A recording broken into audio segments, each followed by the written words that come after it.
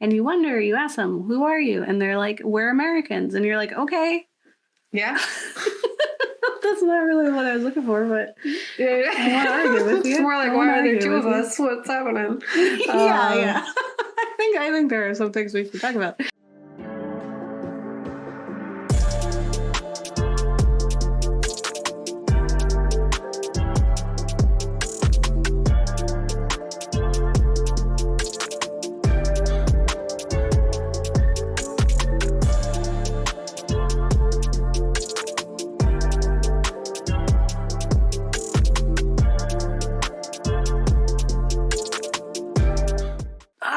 I'm Red. And I'm Kat. And we're.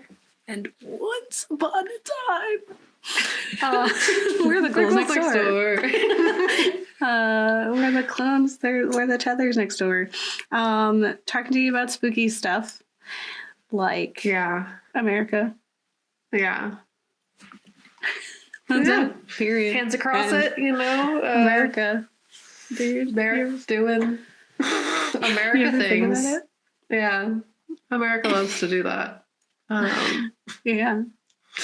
So we're the media literacy show from a horror lens where we explore the real life, historical, and societal influences behind our cinematic fears. And as part of our New Year, New Us series, we are talking about the film Us by Jordan Peele, which, as people know, involves some clones, some people who look like us. Mm-hmm. And you wonder, you ask them, who are you? And they're like, we're Americans. And you're like, okay. Yeah. That's not really what I was looking for, but I want to argue with you. It's more like, why are there two of us? What's happening? Yeah. I think there are some things we should talk about. We have talked briefly about Us and Get Out in our 2-part Jordan Peele episode. So if you are interested, you can go back into the Ghoul logs and find our episode about Jordan Peele if you want to learn more about him as a creator, and then also just some fun little tidbits. Some we'll be unpacking again here, but for the most part, this will be like a pretty in-depth standalone episode that we did not get to do for Peele at the time. Yeah, no, I definitely think we're getting more into it this go around for sure. In fact, there's so many words on the script, and I'm proud of us. Let's get back to it. New Year, New Us. Yeah, New Year, New Us. Back to the same old thing. And so, yeah, there will be spoilers. It's hard to imagine anyone who hasn't watched Us who would. It's not like a sleeper, people aren't like, what? Jordan had a second film? When? That's not the case. Maybe the third one. Maybe people slept on Nope for sure, but I don't think for Us. And so, like I said, there's spoilers. I do recommend watching the film and then hearing spoilers, but I will say it is a film that is really fun on a second watch because of the twist. You catch things and you're privy to kind of some inside jokes and inside moments that made, like, I watched it now like 4 times. I watched it 3 times like within a few months because it was on Netflix and then it went away. And each time was a delight because I saw something new. And I was like, oh yeah, that's so good. I think I even read in the interview that that's what he wanted us to do. Like, he didn't want you to see it once. Like, if you just see it once, it's fine. Like, if you don't want to look into it further. But the whole intent of the film was to watch it a bunch of times, because every time, you won't be able to get the plot in its entirety unless you've seen it many times, because you pick up on a lot of stuff that you didn't before.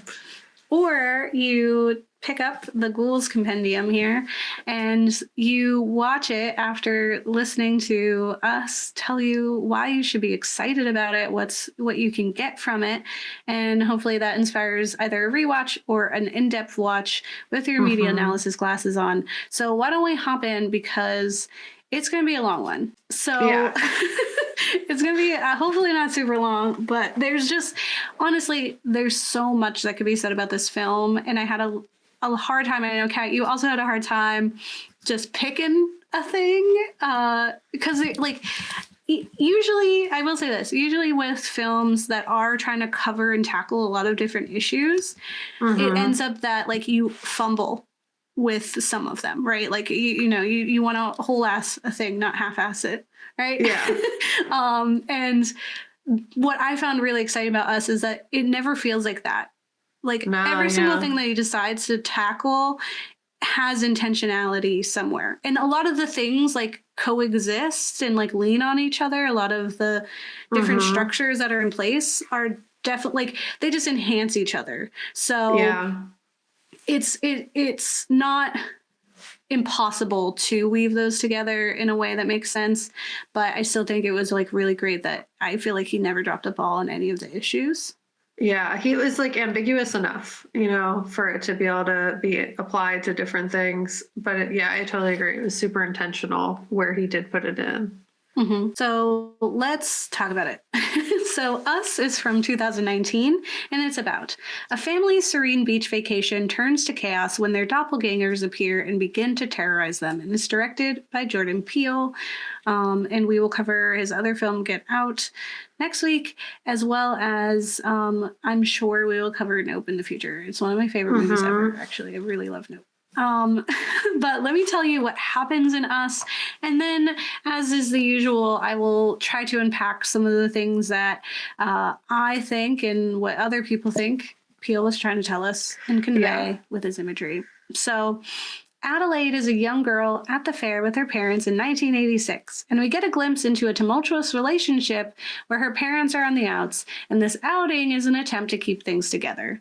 Adelaide is a curious and quiet child who, after her father wins her a Thriller t-shirt, which is Michael Jackson's Thriller, because 1986, is a questionable prize, since as the mother shares the music video gave her nightmares. And this also kind of shows that he's a little disconnected. Like, he's trying to be cool dad, but he's not the one who has to comfort her when she's scared.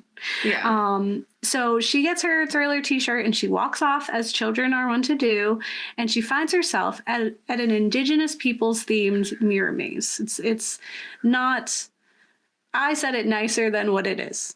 Yes. It's like a really like kitschy, like, Native people, what do they call it? Like, caricature.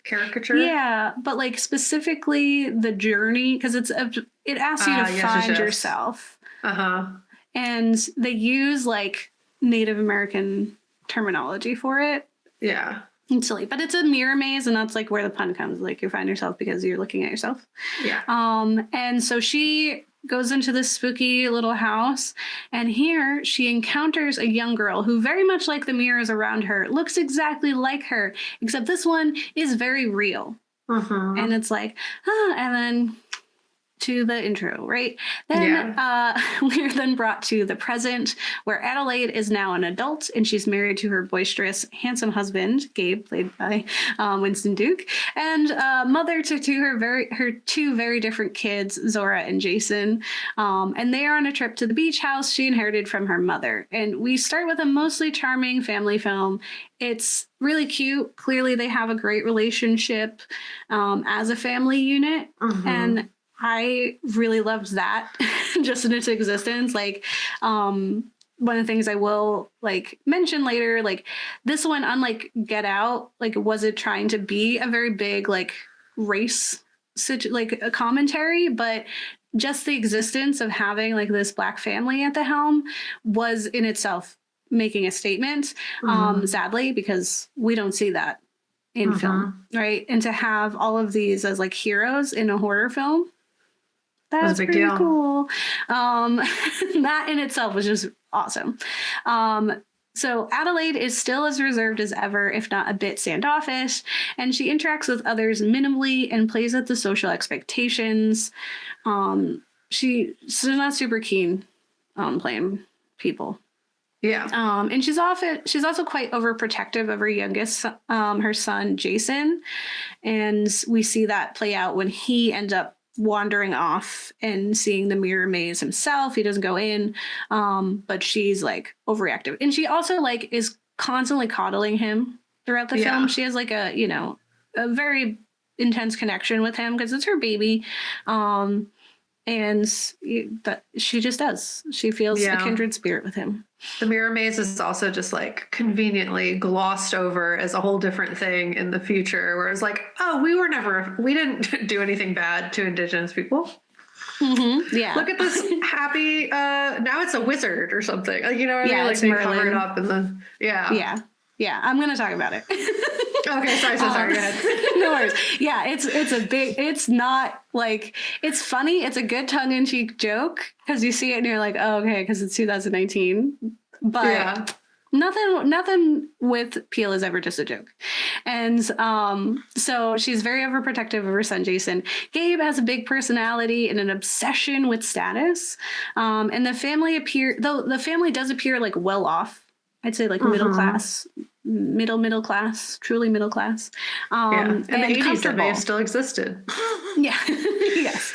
And they seem very comfortable. But Gabe is often comparing himself and their lives to their friends' lives, the Tylers. And these friends have a yacht and get plastic surgery, just a little to keep things fresh and interesting. And then Zora is a reserved teen who is over it and glued to her phone. Very classic teen. Loved her. She was great. And Jason is a quiet boy who keeps to himself and comes across a bit odd because he doesn't really know how to interact with people. And I do feel like he was a bit on the spectrum. Also, he could just be like little boy. Sometimes they'd be like that. Yeah. So, throughout the day, Adelaide has been picking up on these strange coincidences, like catching the clock at 11:11, Make-A-Wish, or seeing a real spider walking alongside a fake spider, etc. Like all throughout the day, she sees these weird like parallels. And so she becomes increasingly uneasy. And despite her protestations at going to the beach, she begrudgingly participated in the typical family things. But once night hits, her feelings of unease hit a peak. Yeah. And it's this peak that has her confiding in her husband about her childhood trauma of seeing that girl that looked like herself and how it affected her so greatly that she couldn't even talk for months. And she like confides in him and he very much tries to joke it away. He's like, I don't know why this is coming up now. It clearly wasn't important enough for me. As like, we've been married a long time, okay? Zora is a teenager. And you never told me about this. And now you want us to leave in the middle of the night. Like, I totally get it. He's not super, like, he's classic, like, horror movie husband, which also was really great. And so he tries to joke it away. It's very cute and also very frustrating. And she just demands to leave. And while she's doing that, that's when the power goes out and little Jason comes into their room, scaring the crap out of all of us and says, "There's a family in our driveway." And you're like, I don't ever want to hear my kids say that. Like they said some crazy stuff. Are you kidding me? What do you mean? And then the rest of the film is a fun horror movie of doppelgangers and gore, and I highly recommend watching it. And then coming back and watching this episode because I'm about to get into spoilers. Though, as we mentioned, knowing the twist helps you enjoy the film even more. Yes. That's the intention. So here there be spoilers. The family in the driveway, donned in red jumpsuits, stand hand in hand. And after an attempt from Gabe to scare the family away, the encounter becomes violent. Gabe is assaulted and left limping, and the rest of the family is round up and forced to listen to story time from the invaders.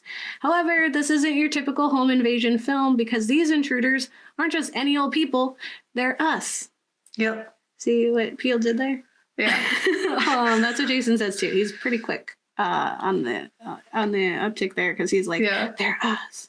Yeah. And just as Adelaide had seen in her childhood, before her is herself, the young girl, now an adult too, with her own family that mirrors her own. And the intruders are clones, or what Red, Adelaide's dupe, she gave herself a name, calls them Tethers. Red lays down some exposition heavy. She tells us that Tethers are a failed military experiment, which was intended to control those above. So they do the same, they mirror exactly what's happening above. And it failed. Maybe because my interpretation is it failed because the Tethers were controlled by the people up top, instead of the opposite. Yeah. So that's not very helpful to them to just have people do the same thing. So they just abandon them. Yeah. And Classic. they're still there. They're still existing. They're still connected to the people up here. And they are cursed forever to imitate, like puppets on strings, the acts that appear up here, only with significantly less information or understanding. It's like, honestly, one of like the most horrifying thing is just thinking about that. Like, not the gore, not all that. It's just like, imagine you are a tether and everything you've ever done is nothing to do with you. You have no context for why you do the things you do. Yeah. I was like, I feel bad for my tether because I have a lot of tattoos. And my poor tether is just getting needles all up in them and they don't know why for hours. Like, I'm really sorry, my tether. I get it. So they have no understanding of what happened. So Red explains the parallels where Adelaide found her charming prince in Gabe. Red was forced to be with the brutish Abraham because that's Gabe's tether. Yeah. Right? While Adelaide had Jason by way of C-section in the care of a hospital, which is its own conversation, Red was left alone to cut her boy Pluto from herself alone. Yeah. Right? And while we above feast on delicacies, or hell, even McDonald's, the Tethers eat only rabbit, which is a reliable, fast, self-renewable food resource. Yeah. And raw. Yeah.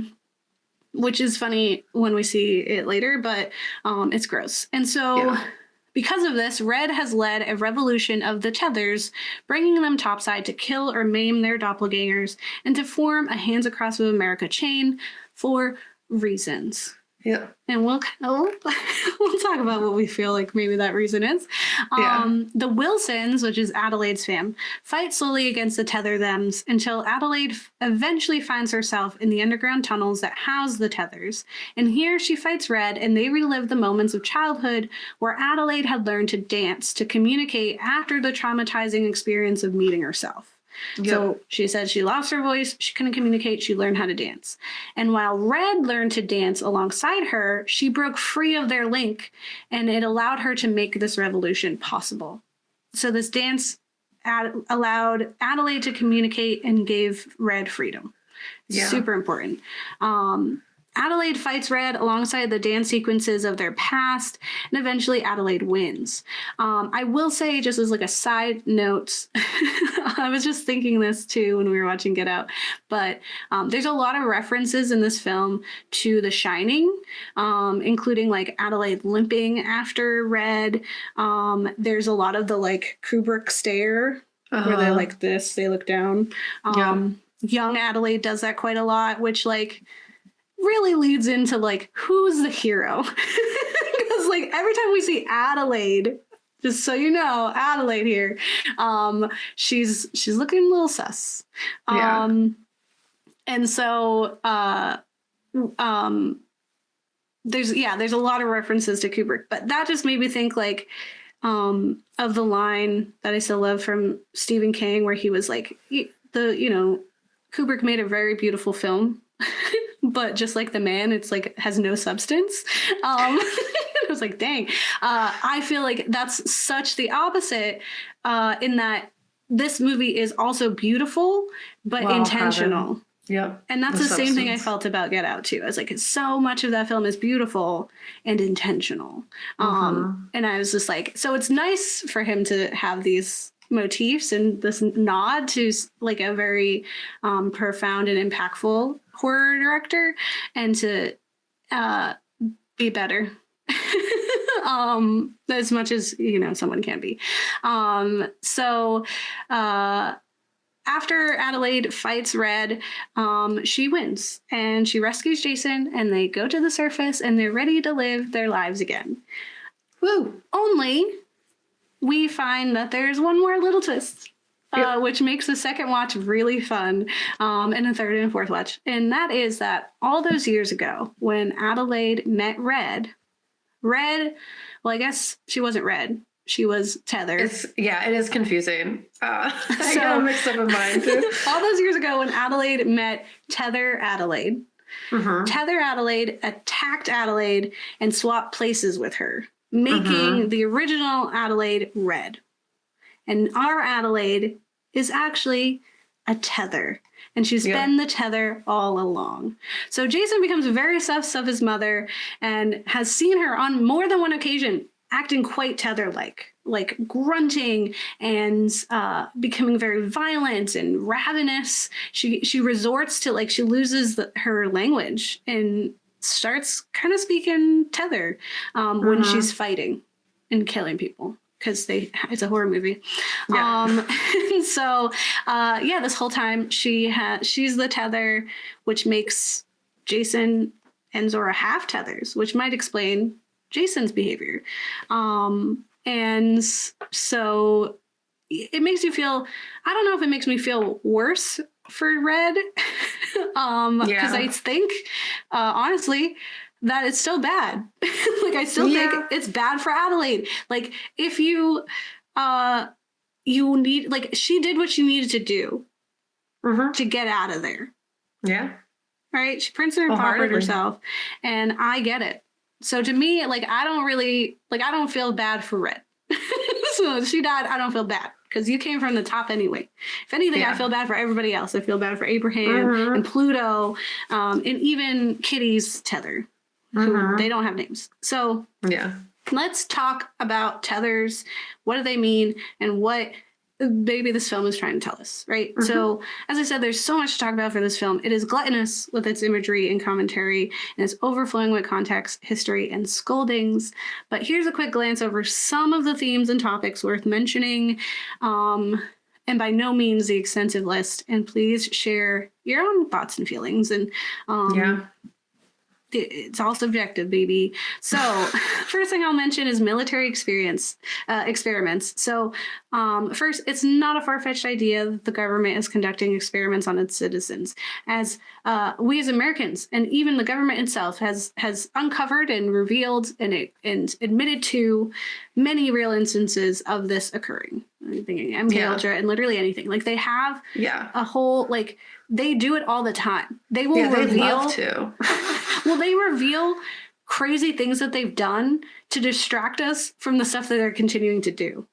Yeah. And it's like, a lot of the time, it's like they'll just keep doing it till someone catches them, and then they'll be like, oh, geez, you're right. We should stop. That was horrible. Let's never talk about that again. Here's another thing that's shiny, and look over here. Yeah. Look over here. Let's tell you about how we've had aliens this whole time so that you don't worry about, like, the wars that we're profiting off of, right? Like, and I also wondered, like, some of the crazy things I've heard from the government, like what they've done to people, and like, because you feel like a crazy conspiracy theorist, but it's not crazy, right? Like, the government has, like, the FBI has literally killed people, for specific purposes, right? So it's like, if we know that we know those crazy things, what don't we know? So anyway, so I imagine. And as I said, this film is not intended to be commentary on racism in America in the same way that Get Out was. There's no ignoring the history of using Black bodies for experiments in America. So even though the Tethers were an abundance of Americans, our main characters are Black. And so that in itself, I think, starts a conversation. And when asked who they are, Red remarked, we're Americans, which felt really real, because what's more American than experimenting on your own people in an effort to control them? And many people were dissatisfied with the throwaway mention of the military experiments because of the way it was, like, unexplained and abandoned. Because, like, she was like, yeah, they did it and then they were gone, and people are like, but what else? I was like, what do you mean, what else? Yeah, they love to do that. Like, they do that all the time. I was like, yeah, okay. Not a minute of me was like, no, I need more. It's like, no, it's whatever president's, like, latest whim. Like, the amount of abandoned American military experiments, I bet, is huge, because it's like whoever's in charge makes a whole new thing. The amount of, like, nonprofits that just get defunded because someone wanted to do a different thing, or, like, countless things where they're just like, we have a new president, so all the rules are different. It's constantly entire changing. Towns that, like, are uprooted and moved and drowned, and then people just forget Yeah. Yeah. The Mandela effect theory is that like they're doing that on purpose, literally just so that we don't remember history correct and then doubt all our perception of reality. It's a fun thing. Yeah. Woo. And again, not far-fetched, especially with this. So thank you, Kat, leads us right into my next big point, which is about American history and the erasure of that history. So back in 1986, when we saw Adelaide go into the Hall of Mirrors, it was themed after Native peoples, and it asked people to find themselves. And its existence in the 80s is completely expected of the colorblind era of America, right? They didn't think there was anything wrong with it, even though it makes us feel uncomfortable now. Yes. And when it's renovated to get with the times, it's been painted over roughly to become Merlin's Hall of Mirrors. It's so pathetically painted over. Yeah. And as was done with the Tether experiment, we've glossed over a history in a tasteless moment. America is so very talented when it comes to ignoring our history, especially that of the indigenous peoples in our Black and brown communities. And so in the end, when Adelaide is comforting her son, she reassures him that they'll be safe and that everything will be normal. And she's blatantly ignoring the massacre outside and the miles-long protest. And for Adelaide, the American, moving past and erasing monumental pain and trauma is a skill that we all learn. Yep. Right. So it's very intentional.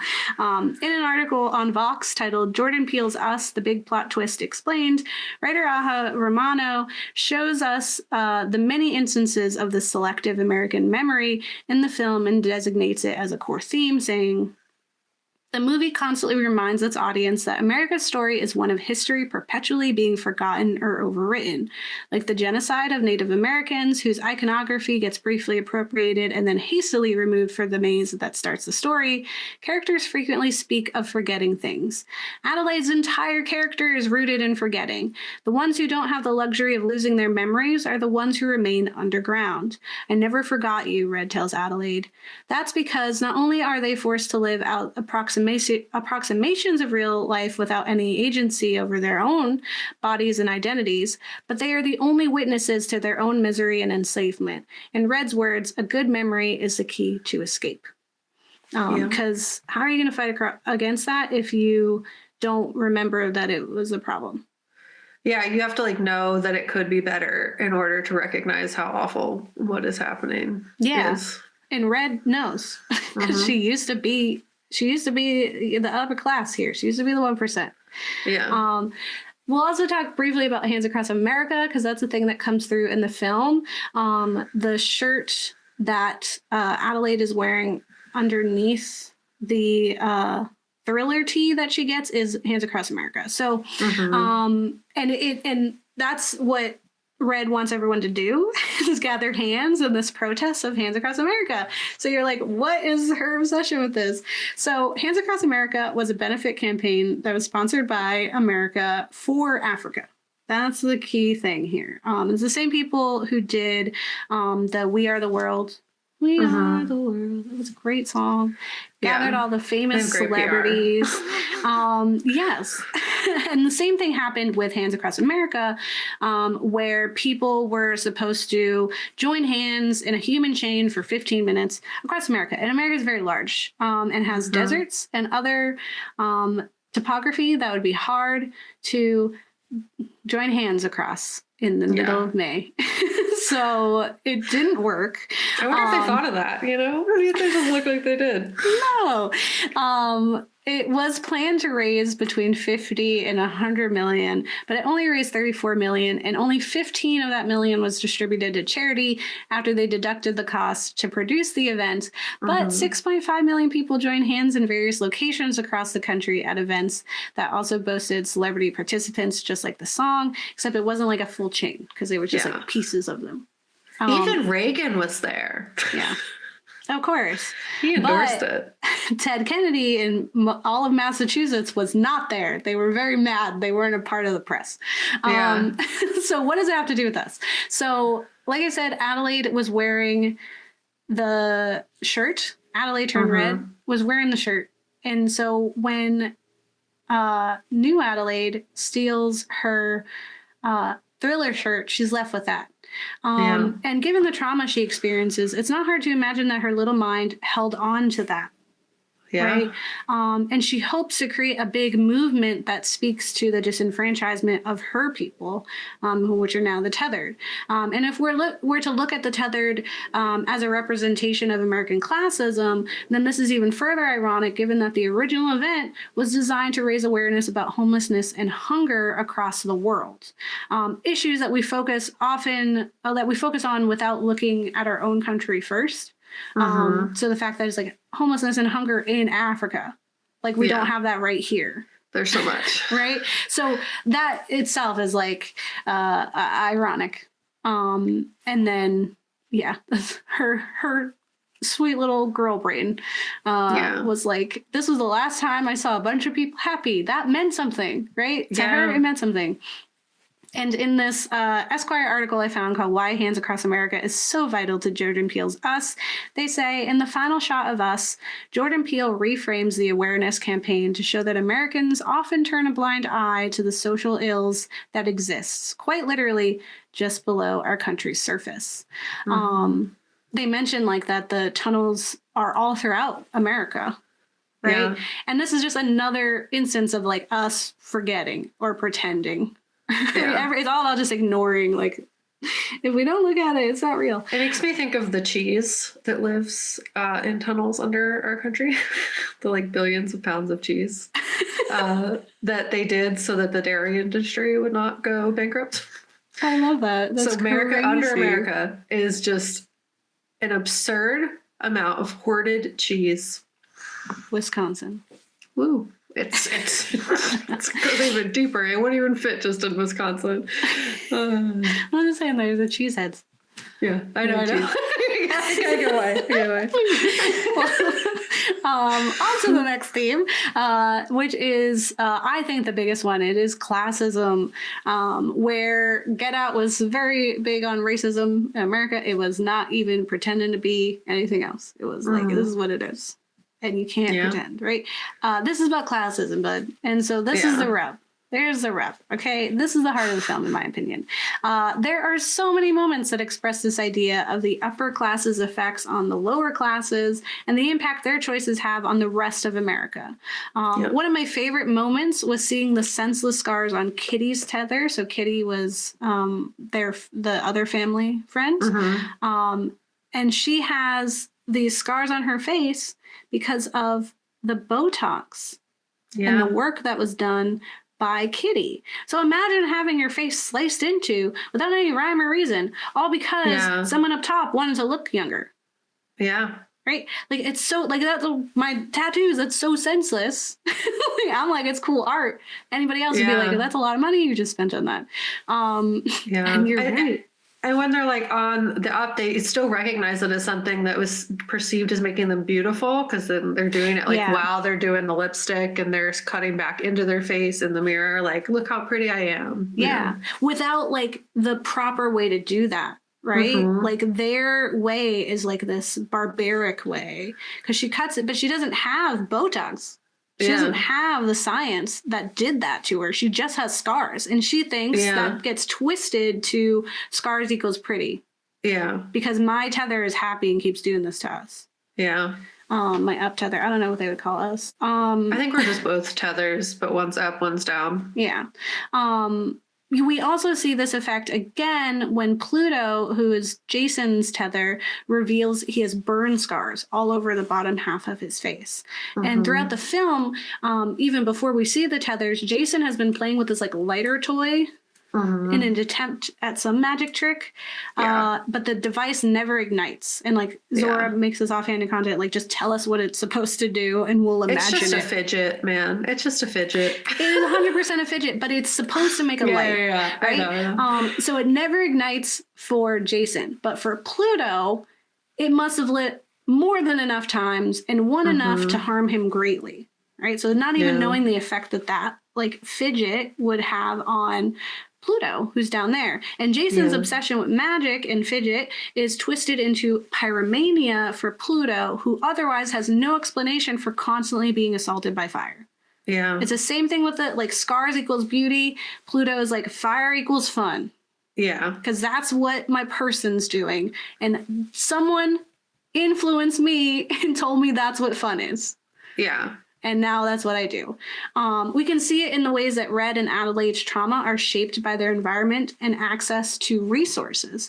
So how one had, through understanding and care regarding mental health, was able to find her voice with words that she had never had before. Because she was a tether. She didn't have that language, and then she developed it.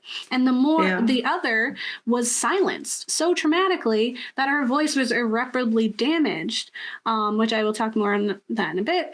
But it's just, that's one instance of kind of seeing healthcare inequality. But in an interview with the cast of the film on The Hollywood Reporter titled Us Movie Explained, Is Jordan Peele Creating a Get Out Trilogy? Actor Winston Duke explains his no hard feelings approach towards Abraham, and he says, I never ever judged Abraham. I never said he was a bad guy. He was just a guy finally getting a chance to live in the light. Gabe gets to have healthcare, which manifests in his glasses.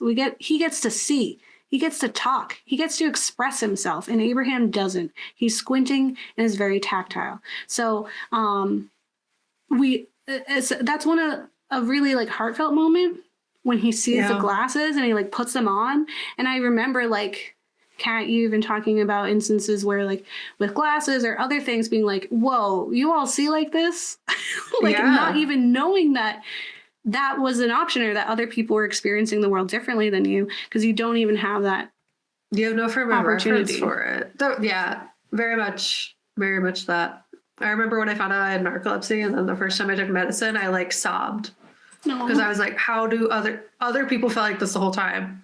How? And like just very genuinely, like it's very real when you don't have access to the medication or healthcare thing that you need. It's mind-blowing when you're like, oh my God, other people just have this all the time. It's crazy. And the potential, right? The potential you could have you that, like, and that's something so basic, right? Yeah. It's not even just like access to books and education. It's like access just to be able to see the world. And that enough could have totally transformed Abraham. Like, that's probably why you're so British and like angry. He has headaches all the time. Yeah, you can't see. So the other thing I want to talk about was free will and individuality.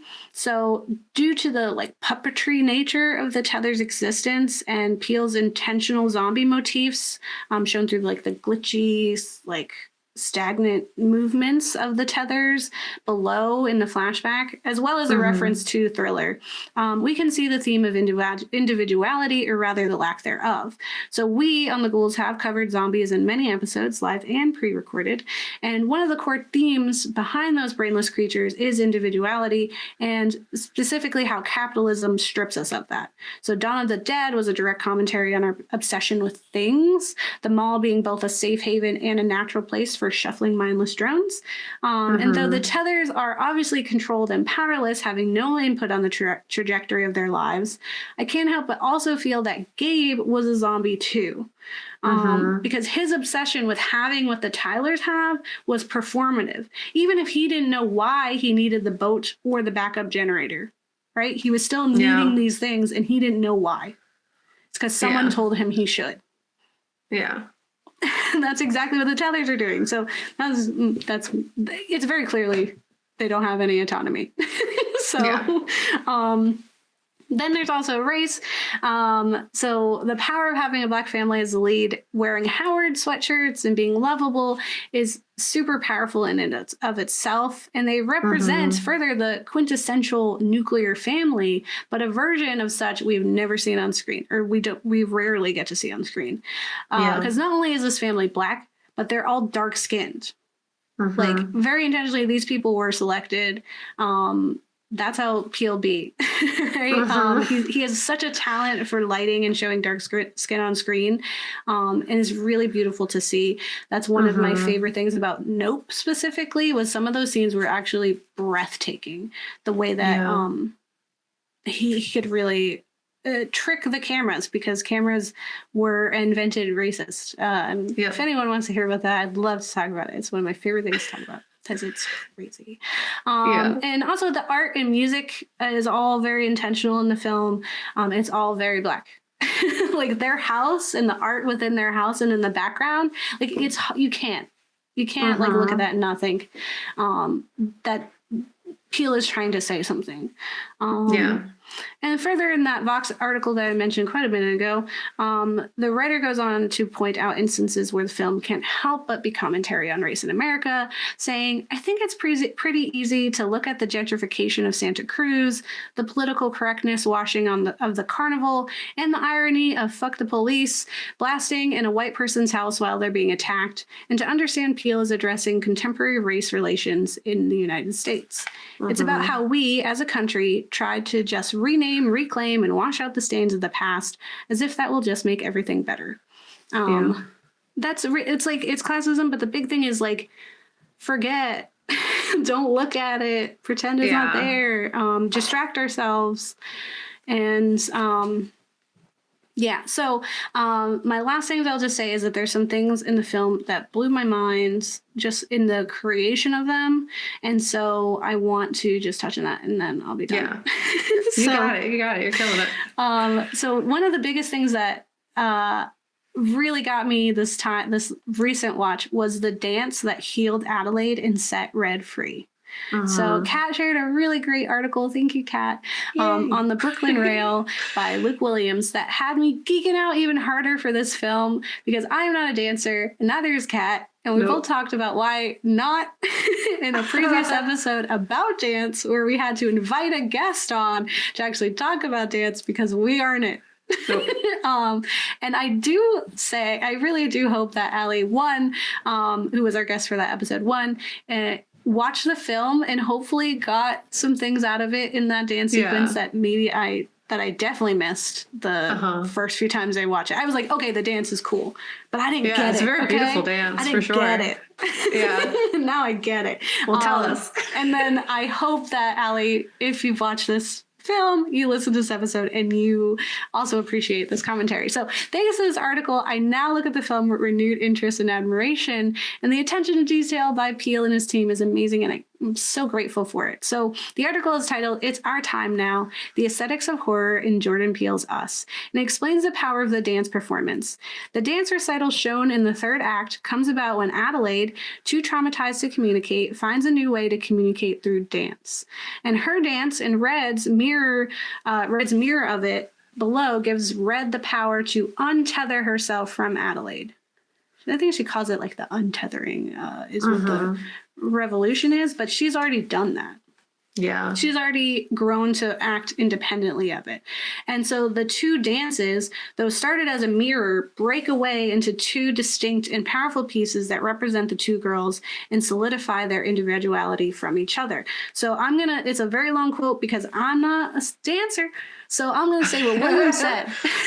Because when Kat explains like science and we're not scientists, and we have to quote the scientists, this is me doing that for the dancers. Yeah. So Williams explains, dance by Ashley McCoy, young Adelaide's conventional balanchine, I hope I said that right, solo directly contrasts young Red's distorted version choreographed by Hollander.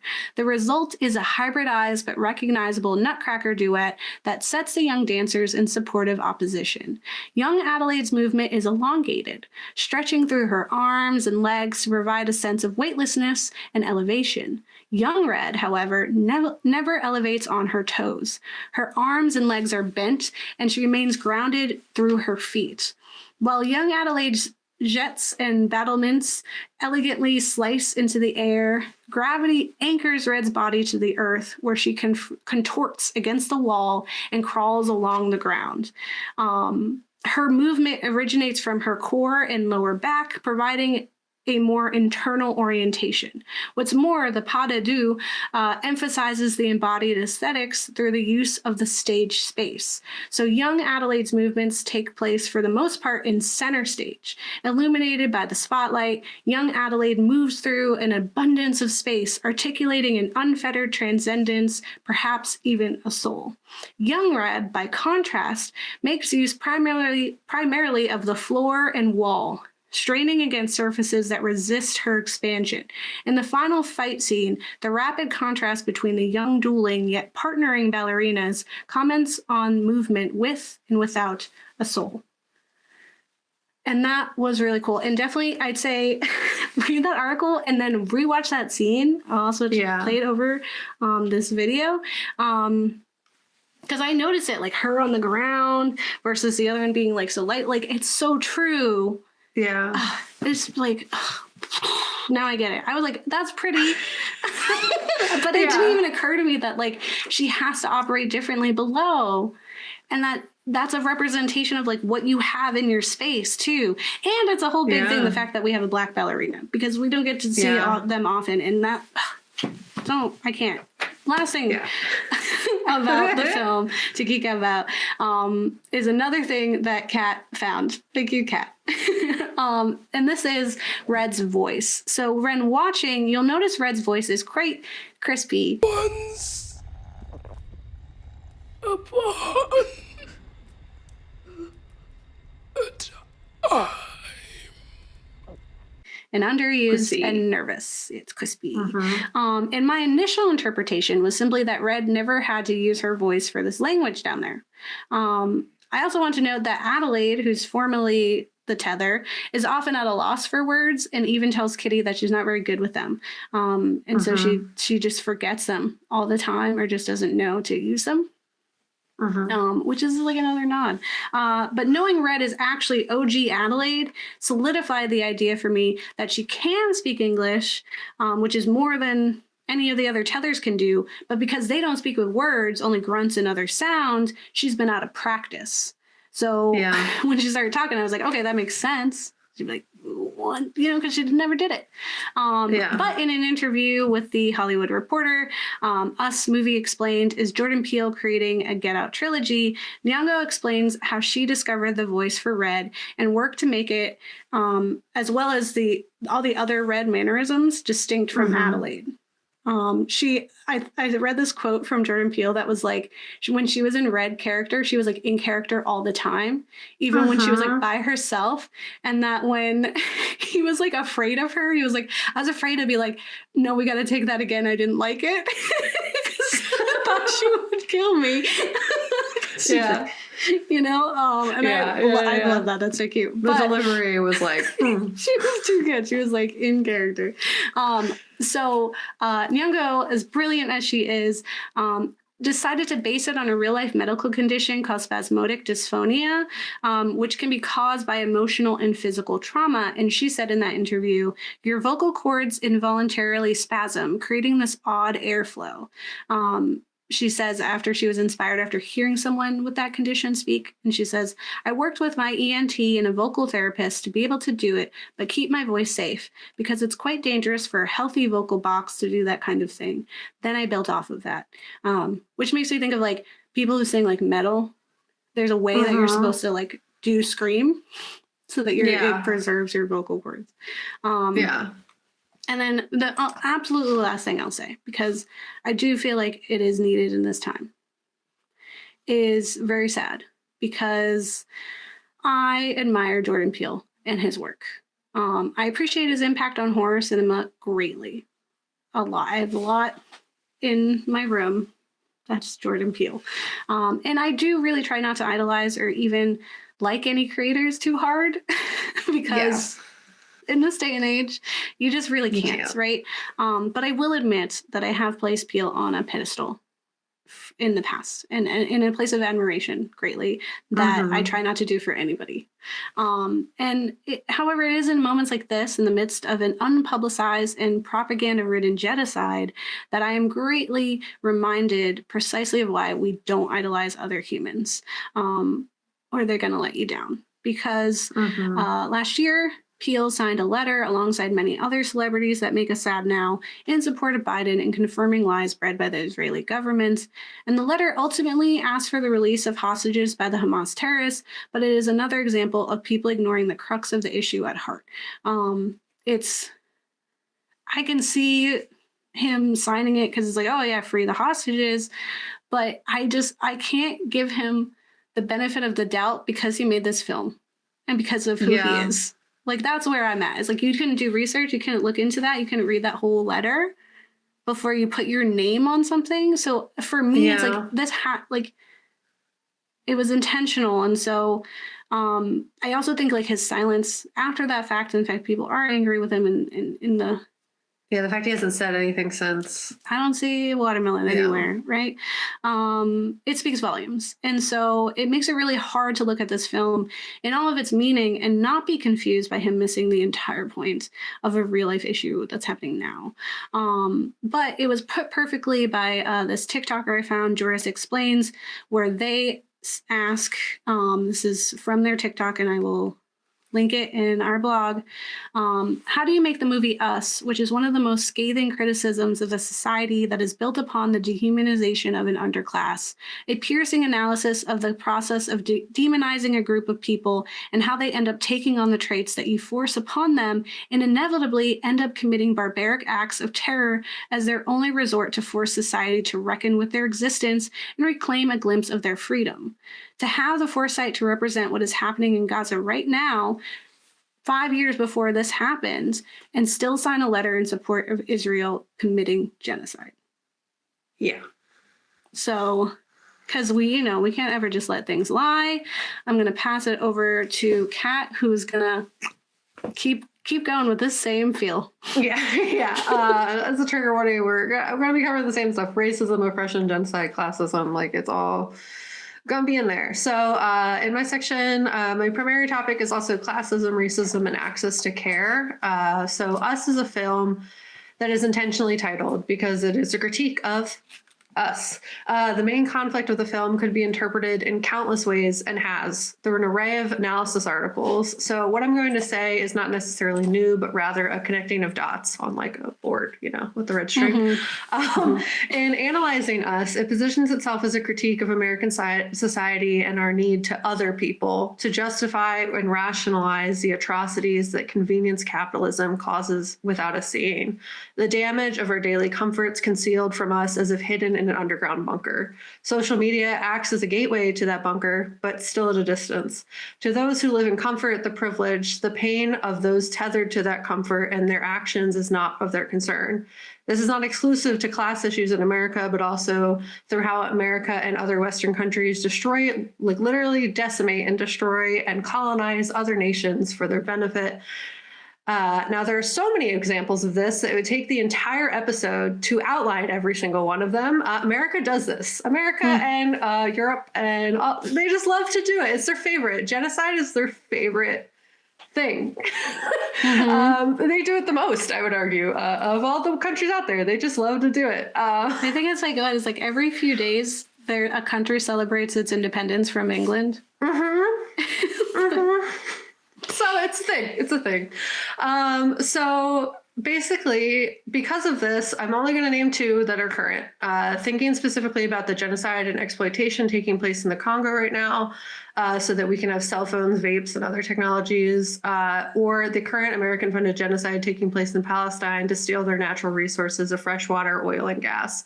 It all ties together as a critique on how people, and especially people who look like me, are willing or unwilling to sacrifice their day-to-day comforts as well as their ingrained biases to work as a collective.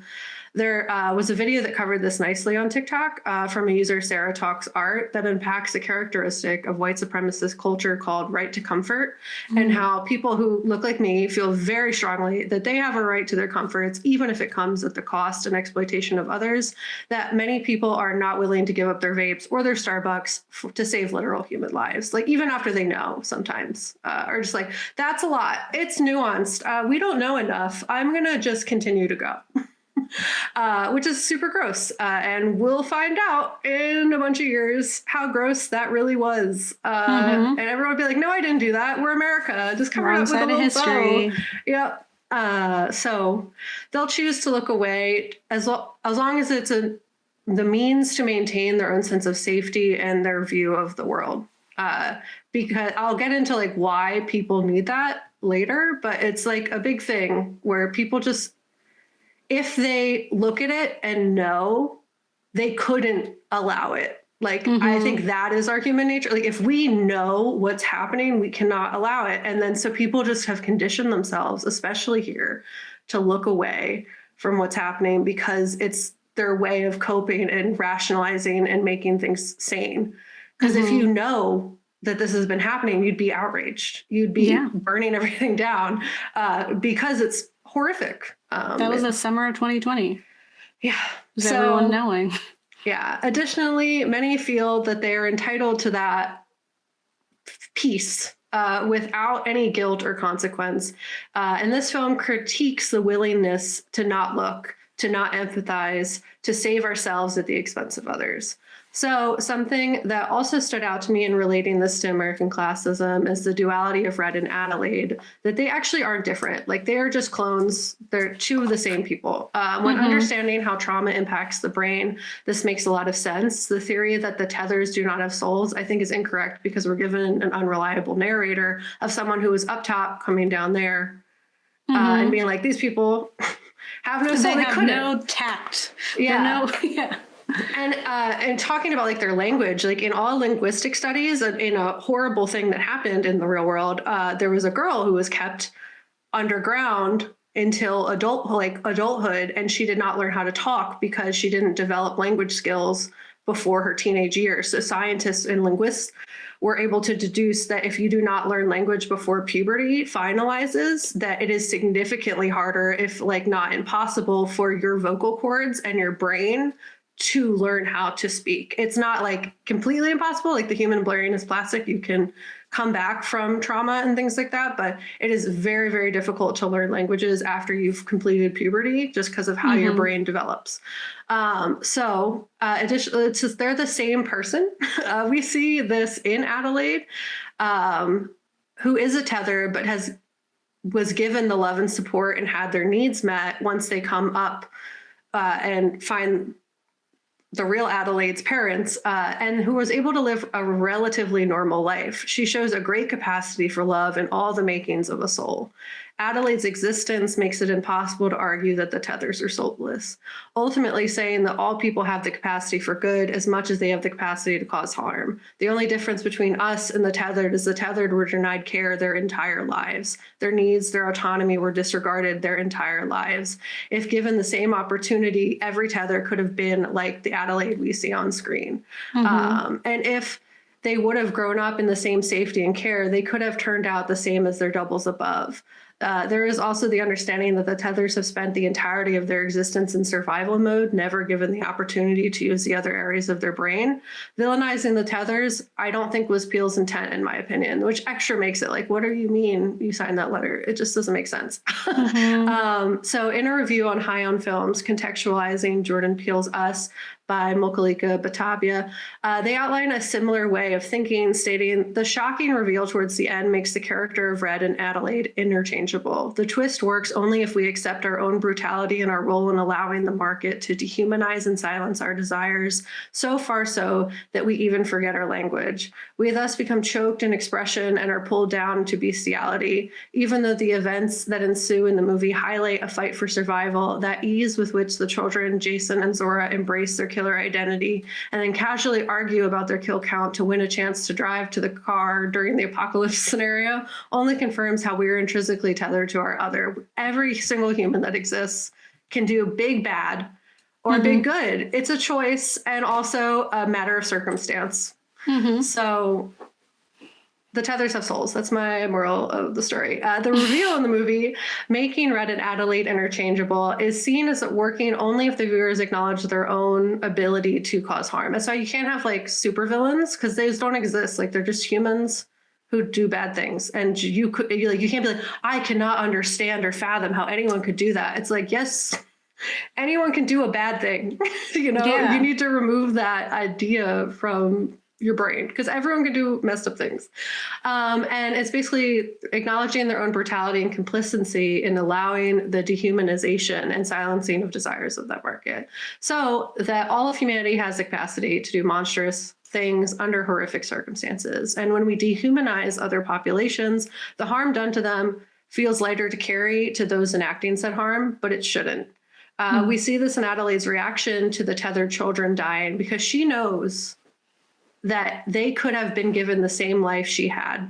That if given, they may have turned out differently. They may still be alive. Like, you can see it when she's seeing Zora's tether die, like just the pain in her eyes. Like, she feels genuine emotion and sympathy for like what's taken place, as if that was her daughter. Because she knows, like, in any other scenario, her daughter could have been in the same position if put down there. So even the actors did not view their alternate selves as villain, as Gabe said, with the quote from Winston Duke's view of Abraham. And essentially, I'm arguing very strongly that the Tethers are not the villains of the story, but rather the system that created and left them in that bunker, and as well as like the people above. The ones like we do, like we're like, oh no, what if us from below came up here and murdered us? The villains are us. And honestly, if there is I also think of like the countless countries that like America and Western civilization has just dumped plastic on, and they've just been living their lives. And they're like, what do you mean? Like if everyone who has been tethered to America's harm came to get us, I would understand. Yeah, it's so real. So the villains are us. And in an article titled Jordan Peele's Us is Not So Secretly About Class by Noah Ransom, they outline how the enemy in this film is our own dismissive neglect of problems that persist. They say, in us, the tethered are effigies of the same situational classism. They're trapped mentally and physically and ignored. While the Wilson family and others bicker about the rocking and the fancier tugboat, those with the capacity to be just as happy grow darker from fucked up circumstances. And they go on to say, for the functions of classism and marginalization traps to work, the presence of it must never be explicitly seen or acknowledged for what it is. The powerful must do as Ronald Reagan did in Jordan Peele's reference to Hands Across America: fund, take the credit for every victory, regardless of the contradictory attitudes towards the poor. And the potential horrors must be presented with a positive duality: a pair of scissors, a Black family in America, and a horror film. The concepts that we are inherently individualistic, selfish, and out for ourselves only benefit our oppressors at the end of the day. We unpacked this when we covered disaster utopias in the film The Mist. The idea that humans will immediately turn against each other in crisis, that we'll always prioritize ourselves over others on instinct, only benefits our oppressors. So like that quote was from before, for the functions of classism and marginalization traps to work, the presence of it must never explicitly be seen or acknowledged for what it is. And if that statement is true, that shines a more positive light on our natural instincts as humans, but also like gives more context to like, if the people above knew truly that the tethers existed, would they have been able to cope with that? And I think no. And essentially, if Adelaide broke. Yeah. So it's like, if we understood what was really happening, if the government had a worse PR team, everyone would be freaking out. I'll just say that. So the film is a message that we need to educate ourselves. We need to see what's happening. We need to unlearn that taught behavior to look away from what is hard. The tethered population in us also showcases that collectivism is the key to revolution. The tethered population that rises up in us is far more united than the people who live up top and largely succeed because they're not bogged down by the material individualistic teachings of capitalism. They are not in it for themselves. They are like, we need freedom and we're going to work together to get it. And that's because when they're like rationalizing it, they're like, I'll give you money, I'll give you our boat, and they're like, we don't want that, bro. What even is a boat, like, to me? Like, you know what I mean? Like, I don't care. I want glasses. I want to be able, food. Yeah, that's not bunnies. Yeah, like literally, like, you have no idea what my life has been for you to offer me a boat. So exactly. So what they wanted was basic human rights, something that material items will never solve. They work together and refuse to exist in these inhumane living conditions and do so by any means necessary. But that does not make them the villains. They will not be denied autonomy and sunlight anymore, so they rise up. A line that still stands out to me that shows Red's motivation and view that a collective could have existed was when they said like they didn't understand why Adelaide didn't take them with them when they escaped. But that's really put into context of like, she's like, why does my freedom have to come at the cost of Red's? And that's where the divide is clear, because like the tethered humans and the topside humans do not view each other as safe, because Adelaide in this context was Red's oppressor. They didn't know, but like, why would she take her with her? Because like, that you were the one oppressing me this whole time. Like, what do you mean?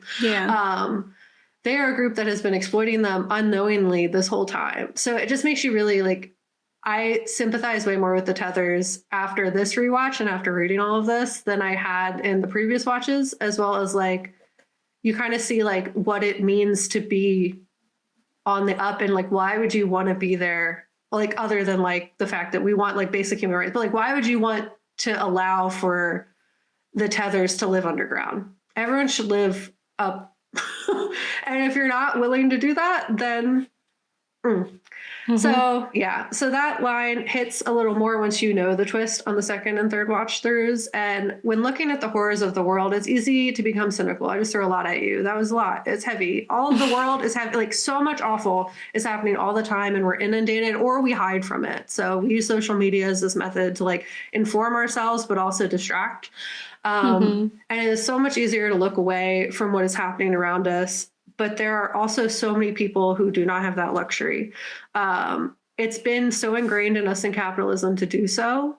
And we see that in the film when like it's instilled in childhood, where we're like taught not to like look at what's around us for our own safety. We see that in young Adelaide when they ignore the homeless person with the sign. It's like, it's ingrained when we're young. So, but the hopeful piece is that there are so many people who are actively fighting against the issues present. We just can't see them sometimes. And all of our actions, even though it feels like we're in a really hopeless situation right now, that like we don't have the power to change, it might just be that we are not seeing the fruits of the labor yet. And I saw this really amazing video where Michaela Loach, they're like a climate activist, and they wrote this book. They talk about how activism is like a mycelium network. Basically, mushrooms and plants have these underground mycelium networks, root systems, essentially, that connect to each other but are out of sight. And how we only see the mushrooms that form from those networks. And that is a result of the networks working. But we don't get to see how that all happens. So they say activism is like a mycelium network underground doing the work, and that the winds are like mushrooms, but not all actions taken can form a whole mushroom. It's the collectiveness of each action that combines to make future mushrooms possible. It's like all this work is happening, but we don't see it all the time. We only see the horrible things that are happening. So while it may feel like the things aren't working as individual actions, we might feel powerless. A mushroom is coming. We just can't see it yet. So any failures are just signals and the groundwork for future success. Because they're talking about like specifically in climate activism, like there were so many movements around like preventing oil lines being built that failed. But it's so those failures set the groundwork for their success in shutting one down. So it's all setting the groundwork for future success. It's not useless action because you're building a foundation of action to make it known that we're not okay with this. So acting. It also makes me think of like how people are like boycotting like Starbucks, and you think like, oh, that's not going to do anything. Like I've been doing it because I used to drink Starbucks, and then I saw like some information where it was like, no, they lost so much money to the point where the government is telling people they're not allowed to boycott anymore, but there's no way to like do anything about it. Starbucks went bankrupt, and direct 5 actions others get are the closing. goods. Yeah, it's happening. It's working. It's happening. So yeah, acting in opposition, even though it feels like it won't make an impact, just because we can't see it anyway, does not mean the mushroom isn't coming. We're going to see it, I think, in our lifetime. I've had a feeling about that since I was a little kid. I feel like it's happening. It's something big is going to happen in this period, and it's coming. The untethering. Yeah. So snip. The mushroom is coming. We just maybe don't see it yet. And like they say, like the first through the door is the bloodiest. That was something Substantial said at the Tribbles episode, where it's like, that is true. We are laying the groundwork. Even if we do not live to see the mushroom will happen. We just have to have faith that that's going to happen through these actions. So trying is better than complacency. That's the moral of my section as well. No, I love that. I love the mushroom. I love just like that imagery. Also, like just even specifically thinking about climate change, just as like an offshoot here. thinking about all the things that climate activists were doing, and the fact that like the ozone is starting to heal itself. Like I remember when I was really little, the ozone was very scary because there was a straight up huge hole, and it's not normal anymore, but it is significantly less harmful. Like it's not as in danger as it was. It's because we did all those things, and at the time they seemed like nothing. They seemed like little things, but it's a big deal. It's even just thinking about like lead in the paint and how, you know, it affected the learning of a lot of people. And now we have entire political groups that got lead poisoning. Yeah. And it shows. It shows. So, yeah. Places you can boycott: Starbucks, McDonald's, HP. I have an HP monitor box from my job that purchased a monitor for me that was 1 million years ago. Don't shop there anymore. They're canceled. Don't go to HP. There's so many people. There's so many little things you can do, even if it's just share copy link. Yeah, and watching, there are times where like I was just super inundated with videos from Gaza, and I like valued them because the mainstream media isn't covering those things. Right. No. And like, you know, when they see the news in the film too, they're like, they don't even know that yet. They don't know that it's us yet. Right. And it was all reactionary. It was all like, it was still not covering what they needed to cover.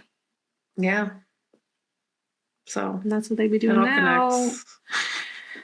So I'll have to say that boycotting works, and, you know, it might feel like you're the drop in the ocean, right? But it does just take one drop to unsettle the top of the water. I think there's a bastardization of something Gandhi said maybe once. I do recommend watching the movie, and I recommend watching it several times. I also recommend... No, I'm not going to recommend that right now. I will say that given the brief time that us and Get Out were on Netflix, that it does, like I saw this quote from Guillermo del Toro that said that it's kind of like a scary place for creators, that they're relying on streaming services, because if a streaming service decides like we're not going to have that anymore, something falls through, it's just gone. That piece of media is like erased. So, you know, supporting artists and like, you know, keeping their work and buying their work and stuff is really important. I would just say maybe wait until hopefully Peele says something, because he's gotta. That's so crazy. I can't, like, the fact that this can exist, and for him to have such a critique on America and then not critique America. Yeah. It's super weird. And it doesn't make sense. Is it because you got money now, bud? Yeah. Are you afraid of the money? Yeah. Or he's worried about the consequence because, like, people's careers are getting ended by talking about it. But, like, he made Get Out. I know, yeah. It just doesn't make sense. I totally agree. Like, it just doesn't make sense. He made a character that just, like, shoots a white woman in the stomach. He just... a character that just kills a bunch of white people. Yeah. It's really weird for him to, like, care. You did it. You're in control of your whole career. White supremacist Zionist America will care about, And before anyone comes for us, I had 160 plus relatives die in the Holocaust. You don't need to tell me or leverage the genocide of my people to validate another one. So don't do it. It's dumb. You don't know what you're talking about, friend. That's okay. That's learn. For sure. Yeah, learn. Yeah, learn. Don't be so ignorant. Yeah. And my excuse is that I'm brown. So come on, try. No. I hope you enjoyed this episode. I hope it excited you about this film. I hope it maybe set a fire under you to do something about the real issues that are happening that we can see in a fun way in the film, but in a really terrifying real horror way in the world, because that's how our show works. That's literally what we do. So no corporations own us. Yeah, that's it. We don't get paid for this, and unintentionally, because if we did, I guess it would be bad, because we have to not say things. Nobody tells me what to say. Yeah. And that is both a strength and a weakness. Mm-hmm. I would love money, but we don't have that. So we're going to use that as our... we're going to use it. Yeah. We're going to take advantage of our unaffiliated status right now. So somebody will hear us. Someone did once really like that we were vocal in 2020. Yeah. So maybe somebody else will be cool. So we got a lot. This series is actually going to be 2 months long because we have a lot of things that we want to cover. It's just such an exciting series to do and some things that we want to talk about. And so I hope you stay tuned. Let us know what you think. What's your favorite Jordan Peele movie? And don't get married. Delete your kids. Mm-hmm. Or you and your kids come up from the underground and come at you and your kids. And you're like, I get it, friend. Yeah, like, no. We could be cool. We could be cool. I totally understand. Yeah, you're right, man. You're right. Yeah. I should have known. Oops. All right, bye. Bye.